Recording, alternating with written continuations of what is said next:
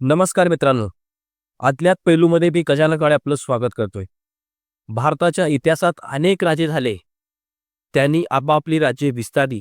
पण असा एकच योद्धा झाला, ज्याने विखुरलेल्या भारताला एका सूत्रात बांधून अखंड भारत निर्माण केला. तो योद्धा म्हणजे सम्राट चंद्रगुप्त मौर्य. एका सामान्य मुलाने ज्याच्याकडे ना सैन्य होतं ना संपत्ती, त्याने त्या काळातील सर्वात बलाढ्य नंद साम्राज्याला कसे हरवले आणि जागतिक विजेता म्हणाव्या लागणाऱ्या अलेक्झांडर म्हणजे सिकंदरच्या ग्रीक सैन्याला भारताच्या सीमेवरून माघारी फिरायला कसे भाग पाडले, ही केवळ युद्धाची कथा नाही, तर ती बुद्धिमत्ता, जिद्द आणि चाणक्यनीतीचा एक अद्भुत प्रवास आहे. आज आपण प्राचीन ग्रंथाच्या आधारे चंद्रगुप्त मौर्य यांच्या आयुष्यातील ते अज्ञात पैलू उलगडणार आहोत.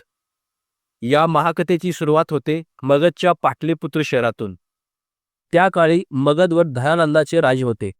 एक असा राजा जो क्रूर, विलासी आणि अन्यायी होता. याच दयानंदाने महान विद्वान आचार्य चाणक्याचा भर दरबारात अपमान केला होता. तेव्हा चाणक्याने आपली शेंडी सोडून प्रतिज्ञा केली होती की जोपर्यंत या अन्यायी नंदाचा नाश करत नाही, तोपर्यंत मी ही शेंडी बांधणार नाही. योग्य नेतृत्वाच्या शोधात असताना चाणक्याची नजर एक लहान मुलावर पडली. तो मुलगा आपल्या मित्रासोबत राजलोकम नावाचा खेळ खेळत होता. अगदी एखाद्या राजाप्रमाणे न्यायनिवाडा करत होता. चाणक्याने त्या मुलाची चमक ओळखली. तो मुलगा दुसरा कोणी नसून चंद्रगुप्त होता. चाणक्याने त्याला 1000 कारशाफळ देऊन विकत घेतले आणि तक्षशिला विद्यापीठात घेऊन गेले. तक्षशिलेमध्ये चंद्रगुप्ताचे खडतर प्रवास सुरू झाले. कौटिल्य अर्थशास्त्रामधील संदर्भानुसार चंद्रगुप्ताला केवळ शस्त्रविद्येच नाही, तर राजकारण, अर्थकारण आणि गुप्तहेर यंत्रणेतही पारंगत करण्यात आले. चाणक्याने त्यांना शिकवले की राजा हा प्रजेचा सेवक असतो आणि त्याचे पहिले कर्तव्य म्हणजे धर्म आणि न्याय प्रस्थापित करणे. पण सुरुवातीचा काळ सोपा नव्हता. चंद्रगुप्त आणि चाणक्याने सुरुवातीला थेट मगधवर हल्ला केला, पण त्यांना भीषण पराभव स्वीकारावा लागला. त्यांना जीव वाचून जंगलात पळावे लागले. तिथे एका झोपडीत त्यांनी पाहिले की एक लहान मुलगा गरम खिचडीच्या मधोमध हात घालत होता आणि त्याचे हात भाजत होते. तेव्हा त्याची आई म्हणाली, "बाळा, तू सुद्धा चाणक्यासारखी चूक करतोयस. खिचडी कडेकडेने खायची असते. मध्यभागी हात घातलास तर हात भाजणारच." या एका वाक्याने चंद्रगुप्ताला युद्धाची नवी दिशा मिळाली. त्याने ठरवले की आधी मगधच्या सीमेवरील छोटे राज जिंकायची आणि मग केंद्रावर हल्ला करायचा. चंद्रगुप्ताने हळूहळू आपली सैन्य उभारले. यामध्ये त्यांनी जंगलातील आदिवासी आणि छोट्या राज्यांना एकत्र केले. चाणक्यांच्या या कूटनीतीचा वापर करून त्यांनी नंद साम्राज्यातील महत्त्वाच्या अधिकाऱ्यांना आपल्या बाजूने वळवले. मुद्रा राक्षस या प्राचीन नाटकात या रणनीतीचा सविस्तर वर्णन मिळते. शेवटी तो दिवस आला. चंद्रगुप्तांच्या सैन्याने पाटलीपुत्राला वेढा घातला. दयानंदाचा पराभव झाला आणि अन्यायी नंद वंशाचा अंत झाला. वयाच्या अवघ्या 20व्या वर्षी चंद्रगुप्त मौर्य मगधच्या सिंहासनावर आरूढ झाले. पण ते केवळ सुरुवातीचे पाऊल होते. त्यांचे खरे स्वप्न होते संपूर्ण भारताचे एकत्रीकरण.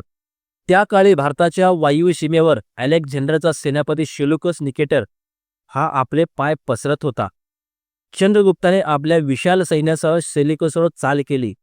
ग्रीक इतिहासकार लिहितात की चंद्रगुप्ताच्या हत्तीच्या तलापुढे ग्रीक सैन्य टिकू शकले नाही. सेल्युकसचा दारुण पराभव झाला. या युद्धाचा निकाल एक महत्त्वाच्या संधी झाला. सेल्युकसने आपली कन्या हेलेना हिचा विवाह चंद्रगुप्ताशी लावून दिला आणि अफगाणिस्तान, बलुचिस्तानचा मोठा प्रदेश भारताला परत केला. भारताच्या सीमा पहिल्यांदाच हिमालयापासून अरबी समुद्रापर्यंत विस्तारल्या गेल्या. चंद्रगुप्त मौर्य खऱ्या अर्थाने चक्रवर्ती सम्राट बनले.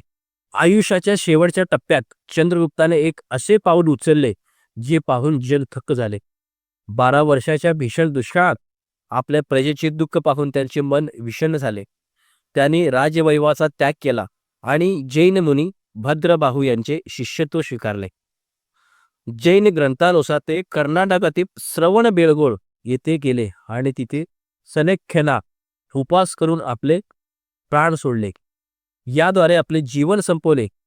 एका सामान्य मुलाने सुरू केलेला हा प्रवास एक महान संन्याशाच्या रूपात संपला, पण त्यांनी उभारलेले मौर्य साम्राज्य पुढील अनेक शतके भारताला दिशा देत राहिले. ठीक आहे मित्रांनो, चंद्रगुप्त मौर्य यांची कहाणी आपल्याला शिकवते की परिस्थिती कितीही कठीण असली तरी योग्य मार्गदर्शन आणि दृढ इच्छाशक्तीच्या जोरावर आपण शून्यातून विश्व निर्माण करू शकतो. तुम्हाला ही कथा कशी वाटली? चंद्रगुप्ताच्या कोणत्या गुणाने तुम्हाला सर्वात जास्त प्रेरित केले? कमेंटमध्ये नक्की सांगा. अशाच इतिहासातील महान वीरांच्या आणि रहस्यमय अज्ञान पैलूबद्दल जाणून घेण्यासाठी व्हिडिओला लाईक करा, चॅनलला सबस्क्राईब करायला अजिबात विसरू नका. पुन्हा भेटूया एक नवीन विषयासह. तोपर्यंत पाहत रहा अज्ञात पैलू. धन्यवाद.